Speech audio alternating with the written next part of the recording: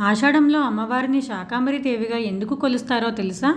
దేవి భాగవతం, మార్కండేయ పురాణాల ప్రకారం దీని వెనకాల ఒక కథ ఉంది. ఒకప్పుడు భూలోకంలో వర్షాలు లేక పంటలు పండక విపరీతమైన కరువు సంభవించింది. ప్రజల బాధలు చూడలేక ఋషులు జగన్మాతను ప్రార్థించినప్పుడు అమ్మవారు ఒంటి నిండా కళ్ళతో శతాక్షిదేవిగా అవతరించారు. ఆ కళ్ళతో చల్లగా చూసి కరుణరసాన్ని కురిపించడంతో ఆ నీటి వల్ల నదులు, చెరువులు, బావులు నిండాయి. ఆ నీటి ద్వారా పంటలు పండేలోపు ప్రజల ఆకలి తీర్చడానికి అమ్మవారు తన దేహం నుంచి శాకాలను అంటే కాయగూరలను సృష్టించడం వల్ల ఆమె శాకాంబరిగా పూజలందుకుంటోంది. శాకాంబరీదేవి నీలివర్ణంలో సుందరంగా ఉండి తన చేతులతో వరికంకులు, పుష్పాలు, ఫలాలు మొదలైనవి ధరించి మనకు దర్శనమిస్తారు. ఈ అవతారానికి గుర్తుగా ప్రతి సంవత్సరం ఆషాఢంలో అమ్మవారిని పళ్ళు, కూరగాయలు, ఆకుకూరలు ఉపయోగించి శాకాంబరీదేవిగా అలంకరిస్తారు. విజయవాడ సహా పలు ఆలయాల్లో శాకాంబరి ఉత్సవాలు నిర్వహిస్తారు. చివరి రోజు ఆ కూరగాయలతో ప్రసాదం చేసి పంచుతారు.